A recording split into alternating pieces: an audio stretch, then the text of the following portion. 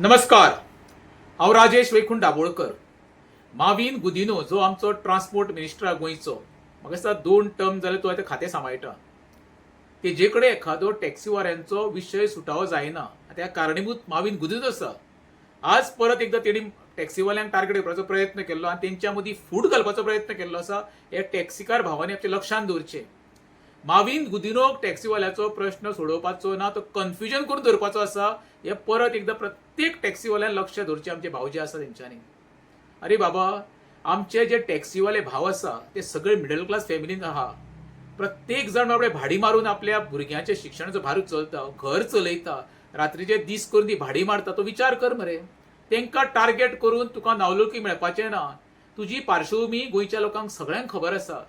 तुवें केन्ना एका प्रश्ना सुटावो केल्लो आसा?